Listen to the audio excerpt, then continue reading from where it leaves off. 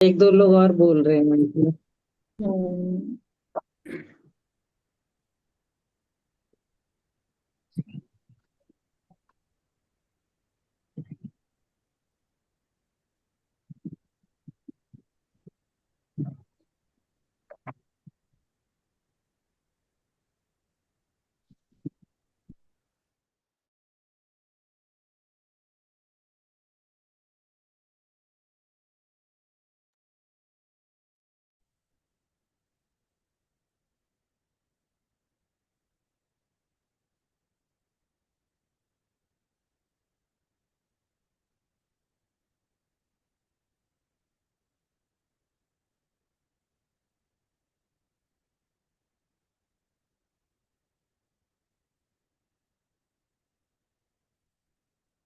मंगलाचरण के लिए सभी हाथ जोड़ लीजिए। नमो अरिहंताणम, नमो सिद्धाणम, नमो आयरियाणम, नमो उवजायाणम, नमो लोये सवसाहुणम, मोक्ष मार्गस्य नेतारम, भेतारम कर्म बुभृताम, ज्ञातारम विश्वतत्त्वानां, वंदे तद्गुणलब्धये। तत्वार्थ सूत्र जी का 5वां अध्याय चल रहा है, जिसमें हम 32वें सूत्र की चर्चा कर रहे हैं। अर्पिता नर्पि सिद्धे, अर्पिता नर्पित सिद्धे, इस सूत्र की चर्चा हम कर रहे हैं। 32 सूत्र हमारे कंप्लीट हो गए हैं। यदि किसी को याद है, ये 32 सूत्र याद हो गए हो तो वो हैंड रेस कीजिए।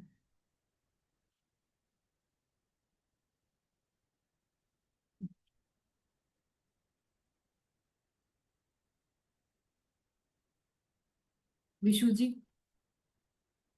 जय जिनेन्द्र दीदी। अजीव काया धर्मा धर्माकाश पुद्गला द्रव्याणि जीवाश्च नित्यावस्थितान्य रूपाणि रूपिणः पुद्गला आकाशादेक द्रव्याणि निष्क्रियाणि च असंख्ये प्रदेशा धर्मा धर्मैक जीवानाम् आकाशस्यानन्ता असंख्ये प्रदेशा असंख्ये संख्याश पुद्गलानां नाडो लोकाकाशे गाः एक संख्यया संख्ययाश्च पुद्गलानाम।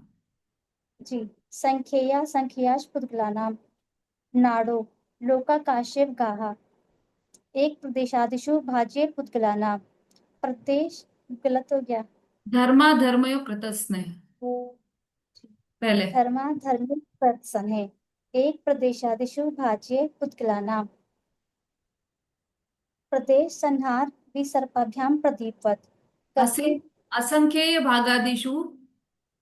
जी असंख्य भागदिषु जीवानां प्रदेश संहार विसर्पाभ्याम प्रदीपवत कति स्थित्युग्रहौ धर्मा धर्मयोरुपकारा आकाशस्यागाः शरीर वाङ् मनः प्राणापाना पुद्गलानाम् आकाशस्यागाः। अभी उपकार की बात चल रही ना, तो इसमें जी उपकार जी। वाले ही सूत्र आएंगे सारे। सुख दुख जीवित मरणोग्राहश परस्परोग्रहो जीवानाम शरीर वांग मन हो गया, ये शरीर वांग मन वाला। शरीर वाङ् मनः प्राणापाना पुद्गलानाम् इसके बाद आकाशस्यागाः।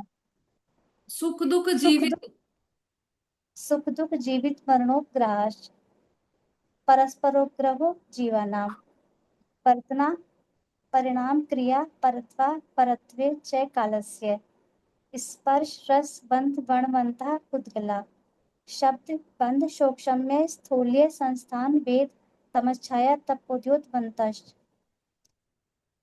अण्वय स्कंदाश्च भेद संगातेभ्य उत्पद्यन्ते भेद भेदादणु भेद संगताभ्याम चाक्षुषा सद्द्रव्य लक्षणम् उत्पाद व्यय द्रव्य युक्तम सत् तद्भावाव्यम युक्तम लास्ट तद्भावाव्यम युक्तम। और अभी जो चल रहा है हमारा अर्पिता लेटेस्ट। अर्पिता नर्पित सिद्धे। बहुत बढ़िया, बहुत ही बढ़िया। एक दो सूत्र में थोड़ी सी गड़बड़ हुई है, बाकी बहुत अच्छा। एकदम फ्लुएंटली याद है आपको, बहुत अच्छा। मंजू जी।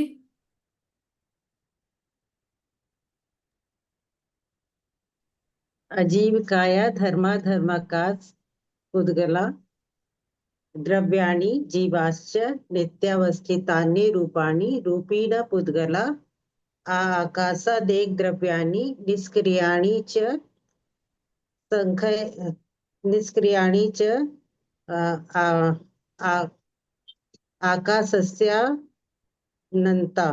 असंख्येया। असंख्येया प्रदेशा धर्माधर्मिक जीवानाम आकाशस्यानन्ता और आकाशस्य अनंता संख्यया प्रदेश संख्ययाश्च पुद्गलानां नानो लोकाकाशे अवगाह धर्माधर्मयो कृत्सने एक प्रदेशादिषु भाज्य पुद्गलानाम् असंख्ये भागादिषु जीवानां प्रदेश संहार विसर्पाभ्यां प्रतिबद्ध गति स्थिति युपग्रहो धर्माधर्मयो रूपकार आकाशस्य अवगाह शरीर वांगमन प्राणापान पुद्गलानाम और शरीर वांगमन प्राण सुख दुख जीवित मरणोपग्रहाश्च परस्परोपग्रहो जीवानाम वर्तना परिणाम क्रिया परत्वा परत्वे च कालस्य स्पर्श रस गंध वर्ण वंत पुद्गला शब्द बंध सूक्ष्म स्थल संस्थान भेद तमस छाया तपोद्योत बंतश्च अण्वय स्कंधाश्च अण्वय स्कंधाश्च भेद संघातेभ्य उत्पद्यन्ते भेदादणु भेद संघाताभ्यां चाक्षुष सद्द्रव्य लक्षणम उत्पाद भय द्रव्य युक्तम सत और तद भावाभ्यां नित्यम और अर्पिता नर्पित सिद्धे। बहुत बढ़िया। 32 सूत्र पूरे आपने एज इट इज सुना है, बहुत ही अच्छा। अब सुषमा जी, उषा जी, नमिता जी, शोभा जी और अभिलाषा जी के भी हैंड रेज हुए हैं, मतलब इन्होंने भी पूरे पूरे याद किए हैं 32 सूत्र। तो आपसे एक एक दिन रोज सुनेंगे, है ना। अभी आज तो फिर अपना समय इसी में चला जाएगा, तो आज 2 से सुन लें, कल कल 2 से सुनेंगे, ठीक है। चलिए, बहुत बढ़िया। दोनों विशु जी और मंजू जी दोनों ने बहुत ही बढ़िया याद करके सुनाए हैं, बहुत अच्छा। 32वां सूत्र चल रहा है हमारा, अर्पिता नर्पित सिद्धे। मतलब इस सूत्र में मुख्यता और गौणता की अपेक्षा से पूरी बात कही है कि वस्तु को मुख्य और गौण करके, वस्तु का ज्ञान मुख्य और गौण करके किया जाता है, ठीक है। अब देखो, इसमें हमने, ये भी हमारा वैसे तो कंप्लीट हो गया था। वस्तु जो अनेकांतात्मक है ना, उसका कथन कैसे किया जाता है। वस्तु में तो अनेक धर्म है, मतलब जैसे कोई व्यक्ति है तो वो उसके पिता हैं, पिताजी की अपेक्षा से वह पुत्र है, और उसके पुत्र है उस अपेक्षा से वह पिता भी है। तो उसमें पिता का भी गुण है और पुत्र का भी गुण है ना। उस व्यक्ति में पिता की अपेक्षा से पुत्र का गुण है और पुत्र की अपेक्षा से पिता का गुण है, तो उसमें दोनों गुण एक साथ एक ही समय में है। ऐसे ही मामा की अपेक्षा से उसमें भांजे का भी गुण है, भांजे की अपेक्षा से मामा का भी गुण है, भतीजे की अपेक्षा से चाचा का भी उसमें गुण है। पर ये सारे गुण एक ही समय में एक साथ ही रहते हैं, किसमें, उस व्यक्ति में, जिसको हम चाचा मामा पापा दादा कहते हैं, उसको। एक ही व्यक्ति में एक ही समय में सारे गुण हैं। लेकिन कभी किसी समय किसी अपेक्षा की मुख्यता से कथन किया जाता है। जैसे वो कि ये कौन है, किसी बच्चे से पूछा कि ये कौन है, तो वह कहेगा कि पापा है। तो उसने उस समय उनके पिता वाले गुण को मुख्य करके यह बताया है कि यह पापा है। तो एक समय में एक ही अ, धर्म को मुख्य करके कथन किया गया है। और बाकी सबका क्या हुआ कि ये, अच्छा ये पापा है, तो फिर ये पिता नहीं है, सॉरी ये पुत्र नहीं है, यह मामा नहीं है, यह भांजे नहीं है, यह चाचा नहीं है। ऐसा नहीं, वो सारे धर्म उसमें गौण रूप से हैं। पर अभी जिस जिस धर्म की मुख्यता से कथन किया जा रहा है वह धर्म मुख्य है और बाकी सभी गौण है, उनका अभाव नहीं हुआ है। ये सारी चर्चा हमने की थी और इसके बहुत सारे उदाहरण देखे थे हमने। अर्पित और अनर्पित के द्वारा अनेकांत स्वरूप का कथन, हम्म, यह हमने देखा था।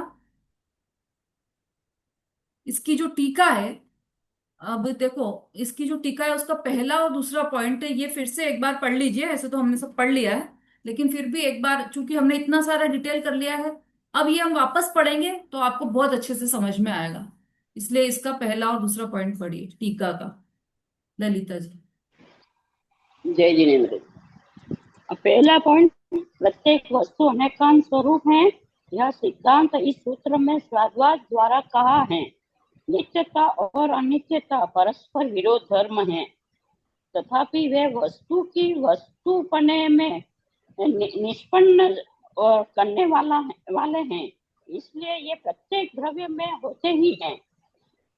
उनका कथन मुख्य गौण रूप से होता है, क्योंकि सभी धर्म एक नहीं कहे जा सकते। एक साथ सभी धर्म क्योंकि सभी धर्म एक नहीं कहे जा सकते। एक साथ साथ सभी नहीं धर्म लिखा एक है। साथ नहीं लिखा है दीदी। हाँ, तो कल बताया था ये कि इसमें छपने से रह गया है, वहां पर हम्म, सात शब्द आएगा, कल बता दी थी ये बात। अच्छा, सभी धर्म एक साथ नहीं रह सकते हैं, किंतु जिस समय जिस धर्म की को सिद्ध करना हो उस समय उसकी मुख्यता ली जाती है। उस मुख्यता प्रधानता को अर्पित कहा जाता है, और उस समय जिस धर्म को गौण रखा हो उसे अनर्पित कहा जाता है। ज्ञानी पुरुष जानता है कि अनर्पित क्या हुआ। धर्म यद्यपि उस समय कहने में नहीं आया तो भी वह धर्म रहते ही हैं। हाँ, दूसरा पॉइंट, ये आ गया समझ में सबको पहला पॉइंट? अब तो बहुत इजीली समझ में आ गया होगा, क्योंकि अपने इसकी कल उदाहरणों से भी बहुत चर्चा की है, और ये टीकाकार ने भी बहुत सारे इसके करीब कितने 21 उदाहरण दिए हैं, 19 20 उदाहरणों के द्वारा ये समझाया है कि अर्पित क्या है और अनर्पित क्या है। और यदि एक शब्द में इनका अर्थ बोले तो अर्पित मुख्य है और अनर्पित गौण है। मतलब गौण को ही अनर्पित कहेंगे और जो मुख्य है उसको अर्पित, मतलब पर्यायवाची शब्द हैं दोनों, ऐसा है। हम्म, तो ये सब समझ में आ गया होगा आपका। इसलिए अगला पॉइंट पढ़िए। जिस समय द्रव्य को द्रव्य की अपेक्षा से नित्य कहाँ है, उसी समय वह पर्याय की अपेक्षा अनित्य है। फिर सिर्फ उस समय अनित्यता कहीं नहीं गई, किंतु गर्भित रखी है। इसी प्रकार जब पर्याय की अपेक्षा से द्रव्य को अनित्य कहा है, उसी समय वह द्रव्य की अपेक्षा से नित्य है। सिर्फ उस समय नित्य कहीं नहीं है, क्योंकि दोनों धर्म एक साथ कहे नहीं जा सकते। एक साथ नहीं कह सकते दोनों धर्मों को, इसलिए एक समय में एक ही कहेंगे। तो इसका मतलब कि दूसरा धर्म उसमें से दूसरे धर्म का अभाव हो गया हो, ऐसा नहीं है। उस समय दूसरे धर्म को गौण किया जाता है, ये बात यहाँ पर कहना चाहते हैं। इसके बाद हमने ये पूरी चर्चा की थी, और इसके बाद अब ये लास्ट वाला पॉइंट पर आ जाइए, पेज नंबर 362 पर।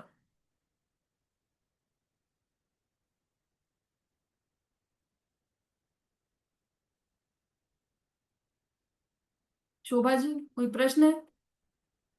दीदी जयश्री दीदी, हाँ, मेरे को ये क्या बोला, तद भावाभ्याम वाला समझ में नहीं आ रहा था बस। तद भावाभ्याम नित्यम वाला। तद भावाव्ययम नित्यम, तद भाव से जो अव्यय है, नाश नहीं होना, सो नित्य है। ये ध्रुव की बात कही है यहाँ पर। नित्य कौन है? जो उस मतलब जिसका नाश नहीं होता, जिसका उत्पाद नहीं होता, वह तद भाव से जो अव्यय है, मतलब जो अपने स्वरूप से रहता है, जिसका नाश नहीं होता, वह नित्य है। ऐसा ध्रुव की बात की है। उत्पाद, व्यय और ध्रुव, दो अंश बताए ना। वस्तु के दो अंश हैं, एक उत्पाद व्यय रूप है और एक ध्रुव रूप है। तो जो हमेशा ही बदलता ही रहेगा, हमेशा, वह तो है उत्पाद व्यय रूप। और जो हमेशा टिका रहेगा, कभी भी बदलेगा नहीं, वह ध्रुव रूप है। जिसका कभी नाश नहीं होगा, वह ध्रुव रूप है। तो वह कैसा है? वह तद्भाव से अव्यय है। मतलब देखो, तद्भाव का अर्थ भी दिया, जो पहले के समय में हो वही दूसरे समय में हो उसे तद्भाव कहते हैं। मतलब जिसका नाश नहीं होगा, हर समय हर समय हर समय हर समय रह रहा है। पिछले समय में था, अभी भी है। अब ये समय पिछला समय हो जाएगा तो ये पिछले समय में भी था, अब अगले समय में भी है, मतलब उस समय में भी है। ऐसा तो प्रत्येक समय में जो टिका हुआ है वह तद्भाव, वह द्रव्य, अव्यय है, अविनाशी। तो द्रव्य को ही लिया गया है इसमें, मतलब ध्रुव्य को लिया है, हाँ ध्रुव्य ही। द्रव्य, उत्पाद व्यय तो नष्ट होते रहते हैं ना। द्रव्य उत्पाद नष्ट नवीन नहीं नवीन उत्पन्न होता है, प्रति समय नवीन उत्पन्न होता है, इसे उत्पाद कहते हो। प्रति समय जिसका व्यय हो वह व्यय है, पर्याय का। प्रति समय जिसका नाश हो जाए ठीक है। वह व्यय कहलाता है। लेकिन ध्रुव जो हमेशा टिका रहे, पिछले समय में भी था, अभी भी है, आगे भी रहेगा, ऐसा अव्यय वह ध्रुव है, वह नित्य है। ठीक है। ठीक है जी। नहीं आया क्या समझ में अभी भी? नहीं, आगे दीदी, आगे। यानी ध्रुव, यानी उत्पाद में नहीं, द्रव्य की चर्चा है कि जो हमेशा नित्य रहेगा, कभी नष्ट नहीं होएगा। पूरी कितनी द्रव्य भी की, पर्याय बदल जाएंगी पर वो, हाँ, कितनी भी पर्याय बदलने के बाद भी वो नष्ट नहीं होगा। वो वैसा का वैसा ही रहेगा। इसकी आप टीका पढ़ोगे ना, इसमें पूरी ध्रुव की बात है सारी। ध्रुव के लिए ये तद्भाव व्ययम नित्यम, तद्भावा व्ययम नित्यम। बोलिए रेखा जी। उसमें पच्चीस दिया था।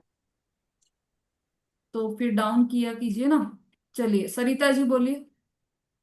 दीदी मैं गेस्ट आई हुई थी तो कल की क्लास अटेंड नहीं कर पाई थी। तो अर्पिता नर्पिते सिद्धे, इसका थोड़ा सा शॉर्ट में, बाकी तो मैं फिर पढ़ लूंगी इसी में से। पर शॉर्ट थोड़ा में सा, कल की नहीं की थी ना, उसके पहले वाली तो की थी ना आपने। नहीं नहीं, परसों 2 दिन की हमारी रह गई है, गेस्ट आए हुए थे। परसों तो लगी भी नहीं थी। कल अच्छा, मंडे ट्यूसडे दोनों अटेंड नहीं किया आपने, ऐसा? और पिछले वीक वाली? वो तो की थी पूरी। वही वही बात है, परसों, पिछले वीक हमारा ये सब चल गया ना, अर्पित के ये सब पूरे उदाहरण, मुख्यता और हम्म, गौणता वाले पिछले वीक की तो चले हैं। इस मंडे को ज्यादा कुछ हुआ नहीं है, मंडे ट्यूसडे को इसी को रिपीट किया था, है ना। जो सारे अर्पित और अनर्पित के जो दृष्टांत हैं, 20 इनमें पॉइंट्स में दिए हैं, वो सारे वो चले थे पिछले बार, वही है इसमें। बोलिए मनी जी। दीदी जय जिनेन्द्र, ये दीदी 14 और 15 दोबारा से समझाओ थोड़ा, है ना, समझ में कम आया ये। जैसे घी का घड़ा बोला ना उन्होंने, कि घी हम्म। का घड़ा कहने से उससे कथन आ गया कि घड़ा घी में नहीं है किंतु मिट्टी में है। तो मंजू जी बोलिए। दीदी 20वां जो पॉइंट है ना, और 19वां, दोनों में एक शब्द आया है अनुपत्ति करके। ये अनुपत्ति का समझ भी नहीं आ रहा, मतलब। अनुपपत्ति मतलब उत्पन्न नहीं होना, उत्पन्न का विरोधी शब्द, अपोजिट शब्द, अनुत्पन्न वो वाला। हाँ मनी जी, अब बोलिए कौन कौन से पॉइंट हैं आपके? 15वां और 16वां, चलो। अच्छा, 14वां और 15वां। घी का घड़ा कहने से उसमें यह कथन भी आ गया कि घड़ा घीमय नहीं है किंतु मिट्टीमय है, घी का घड़ा है। यह तो मात्र व्यवहार कथन है, इसमें पहला कथन अर्पित और दूसरा अनर्पित है। अब घी का घड़ा नहीं कहते हैं आजकल, तो कह देते हैं शक्कर का डिब्बा। शक्कर का डिब्बा उठा कर लाओ। शक्कर का डिब्बा उठा के लेने गया, तो वो लेकर आया वापस, जब डिब्बा, शक्कर का डिब्बा, तो क्या था उसके हाथ में? स्टील का डिब्बा था। शक्कर का डिब्बा, नहीं था स्टील का शक्कर का डिब्बा, डब्बा, स्टील का डब्बा था। स्टील का डिब्बा। जब शक्कर का डब्बा कहा, आपसे कहा कि शक्कर का डिब्बा लेकर आओ किचन में से, तो आप स्टील का डब्बा लाओगे। क्यों? क्योंकि आपको पता है कि शक्कर का डब्बा, ये तो व्यवहार से कहा है, वास्तव में ऐसा डब्बा, जिस स्टील के डब्बे के अंदर शक्कर रखी हुई है, उस संयोग के कारण उसको डब्बे को ही शक्कर का कह दिया, ऐसा डब्बा लेकर आना है। ठीक है। तो जब घी का घड़ा का मतलब शक्कर का डिब्बा कहा, तो उसमें क्या क्या इंक्लूड था? कि जो वास्तव में शक्कर से नहीं बना है, लेकिन बना हुआ स्टील का है, लेकिन जिसके अंदर संयोग में जिसकी शक्कर रखी है, वह डब्बा लेकर आना है। ऐसा, इसमें जो पहला कथन था ना, वह मुख्य था।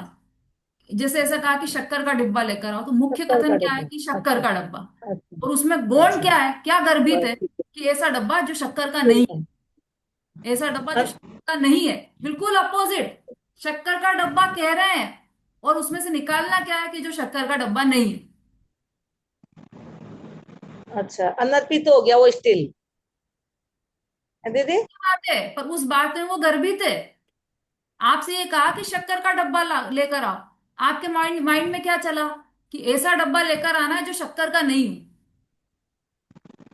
सुनने में कैसा लगेगा कि बिल्कुल अच्छा, अपोजिट बात कर रहे हो आप, कि ऐसा अपोजिट ही है, है। ऐसा ही डब्बा लेकर आना है जो शक्कर का बना हुआ नहीं है, जो स्टील का बना हुआ है वो डब्बा लेकर आना है। बोलो, अपोजिट बात हो गई ना। लेकिन वो बात उसमें हाँ, गर्भित है, और उसको गर्भित। वो गुण है उसमें। मुख्य क्या किया है वहां पर उस समय कि शक्कर का जाओ फटाफट शक्कर का डब्बा करका लेकर आओ, देते हैं। तो मुख्यता से ये कथन किया। लेकिन उसमें गौण रूप से क्या क्या समाहित है वो यहाँ पर बताया। तो कथन में जो कथन है वह मुख्य का कथन किया है, लेकिन उसमें बाकी सब चीजों का को गौण किया है, उनका अभाव नहीं किया है, उन सब चीजों को गौण किया है। पर वो जो गौण वाला अर्थ है वह भी उसी समय समझना पड़ेगा, तो उसका दीदी अभाव स्टील का करके नहीं डिब्बा चल। अनर्पित हो गया। हाँ, स्टील का डिब्बा जो है वो अनर्पित हो गया। डब्बा अनर्पित नहीं है। उस डब्बे को स्टील का डब्बा नहीं कहना, यह अनर्पित है।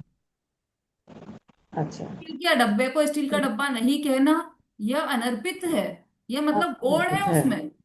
गौण तो शब्द समझ में आता है ना, अनर्पित थोड़ा कठिन लग रहा होगा। हाँ गौण शब्द तो हाँ समझ हाँ में हाँ, आता है कि वह उसमें गौण है। उसमें मुख्य क्या है कि उसमें अभी तो हम्म, घी का घड़ा का, अभी तो शक्कर का डब्बा का है, ये मुख्य है। और बाकी सब चीजें उसमें गौण है।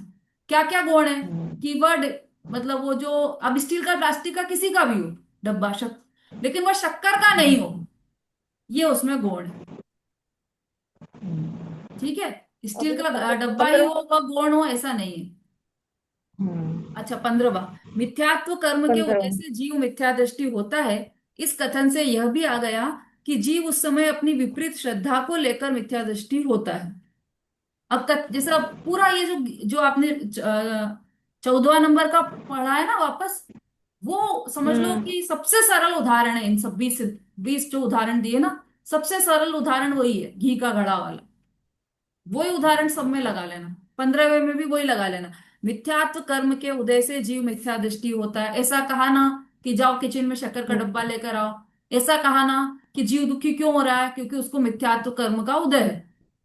पर उदय उसमें से है। अर्थ क्या निकाला, मतलब अर्थ क्या, मतलब ये कथन मुख्य किया है, कर्म की अपेक्षा से कथन किया है कि मिथ्यात्व कर्म के उदय से जीव दुखी हो रहा है। पर उस समय गौण में क्या क्या है कि जीव उस समय अपनी विपरीत श्रद्धा को लेकर मिथ्या दृष्टि होता है, इसका कथन नहीं किया है अभी मिथ्या श्रद्धा का। अच्छा। लेकिन वह गर्भित है उसमें कि वास्तव में तो जीव अपनी विपरीत श्रद्धा के कारण मिथ्या दृष्टि हो रहा है। मिथ्यात्व कर्म के हम्म। उदय के कारण जीव मिथ्या दृष्टि नहीं होता, मिथ्यात्व कर्म के उदय से जीव मिथ्या दृष्टि होता है। मिथ्यात्व कर्म के उदय से जीव मिथ्या दृष्टि होता है, ये है इसमें गर्भित। और कथन क्या किया अच्छा। है कि मिथ्यात्व कर्म के उदय से जीव मिथ्या दृष्टि होता है, ये कथन किया मिथ्या है। दृष्टि होती पर है। इसमें ये समझ हम्म, लेना कि जीव अपने मिथ्यात्व, अपनी भूल के कारण ही दुखी होता है, ये गर्भित है उसमें। हम्म। ठीक है। आया, कुछ कुछ समझ में आया मणि जी? आया दीदी, आया। आगे दीदी। हाँ, नमिता जी बोली। जय जिनेन्द्र दीदी। दीदी, हम्म। ये जो व्यवहार से जो कथन होता है वो मिथ्या कथन हो जाता है क्या? हाँ देखो, व्यवहार से जो कथन है उसका नाम ही व्यवहार किसे कहते हैं। निश्चय और व्यवहार की परिभाषा आप पढ़ोगे तो सत्यार्थ सो निश्चय, असत्यार्थ सो व्यवहार, उतार्थ सो निश्चय, अब उतार्थ सो व्यवहार, मुख्य सो निश्चय, गौण सो व्यवहार, ऐसी बहुत सारी परिभाषाएं आती। इसका मतलब जितना भी व्यवहार से कथन होगा वह सब अभूतार्थ ही होगा, असत्यार्थ ही होगा। तभी तो उसको व्यवहार कहा दीदी, है। अर्थ हो हम जाएगा तो तो सारा कुछ निश्चय हो व्यवहार जाएगा। से ही कथन करते हैं। हाँ, पर उसका उसका अर्थ समझते हैं ना, लेकिन हम कि निश्चय से तो बात ऐसी है, हमने ऐसा समझा, हम बोलेंगे ऐसा ही कि शक्कर का डब्बा लेकर आओ, बोलने में कोई दिक्कत नहीं, बोला ऐसा ही जाएगा कि शक्कर का डब्बा लेकर आओ। लेकिन उसका अर्थ हम समझते हैं कि ऐसा डब्बा जो शक्कर के संयोग में वो लेकर हमें आना है, शक्कर से बना हुआ डब्बा नहीं लेकर आना है। ये हमको समझ में आ जाता उसी समय। तो ऐसा हम बाहर में तो समझ लेते हैं, लेकिन तत्व के संदर्भ में ऐसा नहीं समझते। जब अगर जिनवाणी में ऐसा कहा है कि कर्म के उदय के कारण आप दुखी हो रहे हो, तो हमको क्या लगता है कि हाँ कर्म, देखो भाई इतना दुख हमें मिला है तो कर्म का उदय ही ऐसा है तो हम दुखी हो रहे हैं। हमें ये नहीं हम उसमें जो गर्भित अर्थ है वो नहीं समझ पाते कि हम अपनी भूल से ही दुखी हो रहे हैं और अपनी भूल को सुधार कर हम सुखी हो सकते हैं। इतनी सी बात है। लेकिन हमने क्या कहा, मैं जिनवाणी में कहा, जिनवाणी में कहा। अरे तो जिनवाणी में भी तो व्यवहार का कथन आया है, व्यवहार से कथन किया गया है, अपेक्षा से कथन किया गया है। तो फिर जिनवाणी में व्यवहार से कथन ही क्यों किया, सीधा निश्चय से कथन करो ना कि जीव अपनी भूल से दुखी हो रहा है। कि ऐसा नहीं कर सकते, व्यवहारी को व्यवहार की भाषा में समझाना पड़ता है। समय सार में पूरी एक गाथा आई है इसके लिए, म्लेच्छ को म्लेच्छ की भाषा में समझाना पड़ता है ना। जैसे अमेरिका गए और आपको पानी चाहिए, किसी शॉप पर गए, तो आप क्या करोगे, पानी पानी बोलोगे तो वो तो नहीं समझ पाएगा। क्या करना पड़ेगा आपको, उनको उनकी ही भाषा में समझाना पड़ेगा, वाटर बोलना पड़ेगा वहां पर। तो क्यों, आप अंग्रेज हो क्या, ये तो पानी है, पानी को आपने वाटर क्यों बोला, कि उसको अंग्रेज को अंग्रेज की भाषा में समझाने के लिए। और यहाँ पर हम सब व्यवहार समझते हैं, व्यवहारी जीव है, तो व्यवहारी जीव को व्यवहार की भाषा में समझाना पड़ेगा कि कर्म के उदय से ये दुखी हो रहा है। पंचेंद्रिय जीव ऐसा बोला, क्यों बोला पंचेंद्रिय जीव, जिनवाणी में बोला ही क्यों है पंचेंद्रिय जीव, जबकि जीव तो अतीन्द्रिय है। तो निश्चय से ही बात करना थी ना, व्यवहार की बात ही क्यों कर रहे हैं, इसलिए कर रहे हैं कि तुम जैसे एकेंद्रीय जीव बोला, तो कि एकेंद्रीय क्यों बोला, वह भी तो अतीन्द्रिय है। एकेंद्रीय इसलिए बोला कि दो कारण है उसमें। पहला कारण तो यह है कि जो एकेंद्रीय जीव है उसको तुम जीव ही नहीं मानोगे, फिर दिखाई तो आपको इंद्रिय देगी ना, इंद्रियों से समझ में आएगा कि ये जीव है कि नहीं है। तो एकेंद्रिय भी जीव है, ऐसे करके तुम उसको जीव मानोगे, उस जीव की रक्षा करोगे। एक बात। दूसरी बात, दूसरी बात क्या थी, बोलते बोलते दिमाग से निकल गई। मतलब व्यवहारी को व्यवहार से समझाना पड़ेगा। यदि हम ऐसा बोल देंगे कि वह तो अतीन्द्रिय जीव है, तो आप ढूंढते रह जाओगे कौन सा, एक इंद्रिय भी अतीन्द्रिय है, दो इंद्रिय भी अतीन्द्रिय, पांच इंद्रिय भी अतीन्द्रिय, सब अतीन्द्रिय जीव है। तो किस जीव की बात कर रहे हैं ये कैसे पता चलेगा कि एकेंद्रिय जीव को अक्षर के अनंतवें भाग ज्ञान रहता है। तो उसकी जगह हम ऐसा बोल दें, अतीन्द्रिय जीव को अक्षर के अनंतवें भाग बराबर ज्ञान रहता है, तो आपको समझ में आएगा कि कौन से जीव की बात कर रहे हैं। लेकिन एकेंद्रिय जीव बोला तो हमें तुरंत समझ में आएगा कि ऐसा जीव जिसके केवल संयोग में केवल एक ही इंद्रिय है, ऐसा जीव की बात यहाँ पर कर रहे हैं। तो व्यवहारी को व्यवहार की भाषा में समझाना पड़ेगा। ठीक है नमिता जी। हाँ हाँ दीदी।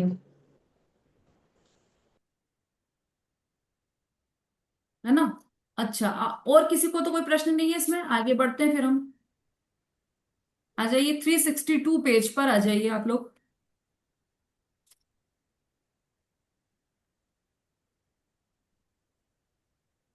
इसमें जो बोल्ड अक्षर में लिखा है वो वाला पॉइंट देखिए, जहां जहां निमित्त और औदिक भाव की सापेक्षता का कथन हो, यहाँ औदिक भाव जीव का स्वतत्व होने से निश्चय से निरपेक्ष ही है, सापेक्ष नहीं, इस मुख्य बात का स्वीकार होना चाहिए। एकांत सापेक्ष मानने से शास्त्र का सच्चा अर्थ नहीं होगा। जहां जहां निमित्त और औदिक भाव की सापेक्षता का कथन हो, वहां औदिक भाव जीव का स्वतत्व होने से निश्चय से निरपेक्ष ही है। औदिक भाव की बात की हमने पढ़े थे ना, जीव औपशमिको छायिको भावो मिश्रश्च जीवस्व स्वतत्व मोदिक पारिणामिको च, वो जीव के स्वतत्व है कौन, औदिक भाव। अब जहां निमित्त और औदिक भाव की सापेक्षता का कथन हो, उनकी उनकी अपेक्षा से ये कथन किया हो कि मान लो किसी जीव को क्रोध आया, तो कर्म के उदय के कारण इसको क्रोध आया, है ना। तो कर्म के उदय से क्रोध आया। तो ये जो औदिक भाव है वह कर्म के उदय के कारण हुआ है ऐसा नहीं है, वो तो जीव का स्वयं का भाव है ना। औदिक भाव स्वतत्व लिखा है, औपशमिको छायिको भावो मिश्रश्च जीवस्व स्वतत्व। औदिक भाव स्वतत्व है, मतलब जीव का स्वयं का परिणाम। तो कर्म का उदय तो कर्म में है, लेकिन ये जीव का परिणाम है ना, तो उसको सर्वथा ऐसा मान लें कि ये जो उदय भाव है वह कर्म के उदय के कारण है, तो वह गलत है। इस मुख्य बात का स्वीकार होना चाहिए कि औदेक भाव जीव का स्वतत्व होने से निश्चय से निरपेक्ष ही है, सापेक्ष नहीं है। सापेक्ष मतलब जीव कर्म की अपेक्षा नहीं लगेगी उसमें। औदेक भाव जीव का स्वयं का भाव। ऐसा नहीं कह सकते आप कि ये क्रोध आया है तो हम क्या करें, कर्म का उदय ही ऐसा था तो क्रोध आ गया, ऐसा नहीं। क्योंकि कर्म का तो उदय हमेशा आता रहेगा, उसी में से जीव निकल कर जाता है कि नहीं, सिद्ध भगवान बनता है कि नहीं, अनंत भगवान बनता है कि नहीं। तो उस वो कर्म का उदय भले ही आए, लेकिन उसमें क्रोध नहीं करना करना ये जीव का स्वयं का भाव। जो उदय भाव है जीव का स्वयं का भाव है, वो कर्म निरपेक्ष है, सापेक्ष नहीं है। इस मुख्य बात का स्वीकार होना चाहिए। एकांत सापेक्ष मानने से शास्त्र का सच्चा अर्थ नहीं होगा। मतलब खाली उसको हम सापेक्ष ही मान ले कि कर्म से, कर्म के उदय से ही होगा, कर्म के उदय से ही जीव के परिणाम ऐसे होंगे, तो यह शास्त्र का सच्चा अर्थ नहीं है। शास्त्र में तो ऐसा कहने में आएगा कि कर्म के उदय से जीव का ऐसा परिणाम, लेकिन इस शास्त्र का सच्चा अर्थ नहीं है। जो जीव के भाव है वह निरपेक्ष है, सापेक्ष नहीं है, ये यहाँ पर कहना चाह रहे हैं। अब अनेकांत का प्रयोजन, अनेकांत कहाँ से आ गया ये बीच में? ये जो वस्तु में जो परस्पर विरोधी दो धर्म बताए ना, नित्य अनित्य, एक अनेक, ऐसे अभी सब बताए, इतने सारे उदाहरणों में सब बताए। तो ये जो दो धर्म है वो अनेकांत भी सम्यक एकांत, ऐसा निज, मतलब वो वस्तु का स्वरूप ऐसा है कि वो अनेकांतात्मक है, उसमें अनेक धर्म है। तो अनेकांत भी सम्यक एकांत ऐसा निज पद की प्राप्ति कराने के अतिरिक्त अन्य दूसरे हेतु से उपकारी नहीं है। अनेकांत कहने का क्या प्रयोजन है? जीव नित्य भी है, जीव अनित्य भी है। समझ में आ रहा है कि नहीं सबको? सुलोचना आंटी, दीदी अभिलाषा जी। थोड़ा कठिन लग रहा है। हाँ, कठिन तो लग रहा होगा, थोड़ा सा डीप ये बात है। तक ये जो है ना, औदैहिक भाव सापेक्ष और निरपेक्ष जो आया ना, ये मुझे कठिन लग रहा है थोड़ा। हाँ, इसीलिए समझाया। ओदेक भाव मतलब क्या? ये तो और कठिन नहीं लगना चाहिए क्योंकि हम पढ़कर आ चुके हैं ये पहले के अध्यायों में। सूत्र ध्यान है ना? क्या सूत्र है मंजू जी, बोलिए। औपसमिक क्षयिको भावो मिश्रस्य जीवस्य स्वतत्व मौदैहिक पारिणामिकौ च। पारिणामिक कौ च, ऐसा है ना? तो ये सब जीव के स्वतत्व में। स्वतत्व मतलब जीव के स्वयं के भाव है। कौन कौन से? ये पांचों भाव। इसमें ओदेक भाव भी आ गया। अब ओदेक भाव मतलब क्या हुआ कि कर्म का उदय हुआ इधर और जीव के भाव ऐसे हुए। तो हमें क्या लगता है, कर्म के उदय से जीव के भाव हुए, इसीलिए तो उदाहरण दिया क्रोध का। कर्म के उदय हुआ और इसको जीव का क्रोध हुआ। तो क्रोध रूप परिणाम कर्म के उदय से हुए या नहीं? कि नहीं, कर्म के उदय से नहीं हुए, वो जीव के स्वयं के भाव है। क्योंकि ओदैहिक भाव है ना वो, तो वो जीव के स्वयं के भाव है। पहले ही लिख दिया है कि स्वतत्व मोदैहिक पारिणामिको च, तो जीव के स्वयं के भाव है। उसी समय कर्म का उदय हुआ है, इसलिए ऐसा कहने में आता है कि कर्म के उदय से हुए। वास्तव में तो वो कर्म के उदय से नहीं, निरपेक्ष भाव, निरपेक्ष मतलब उसको कर्म के उदय अनुदय की अपेक्षा नहीं है। ओदैहिक भाव वो जीव के स्वयं के भाव, ये यहां पर कहना चाह रहे। ठीक है? नहीं आया अभी भी समझ में? अच्छा, सापेक्षता का क्या मतलब है यहाँ दीदी? सापेक्षता, अपेक्षा सहित। सापेक्ष, अपेक्षा अपेक्षा। सहित, मतलब उस ठीक है कर्म दीदी। की अपेक्षा नहीं है उसको। औदिक भाव की सापेक्ष कथन तो ऐसे ही आएगा जिनवाणी में कि देखो उसको क्रोध आया, उसके कर्म का ऐसा उदय है कि उसको क्रोध आया, कथन ऐसा आएगा। सापेक्षता का कथन है, कर्म के उदय की अपेक्षा से कथन किया है ये पूरा। कर्म का उदय आया और उसको क्रोध आया, तो इसको कर्म का ऐसा उदय आया कि उसको क्रोध आया, तो ये पूरा कथन सापेक्ष है। कर्म की अपेक्षा से कथन किया गया है, इसलिए सापेक्ष है। लेकिन वास्तव में क्या है कि वो जो औदेक भाव है जीव का स्वयं का भाव है, कर्म से वह निरपेक्ष भाव। सापेक्षता नहीं है उसमें। सापेक्ष मतलब अपेक्षा नहीं है कर्म की उन भावों।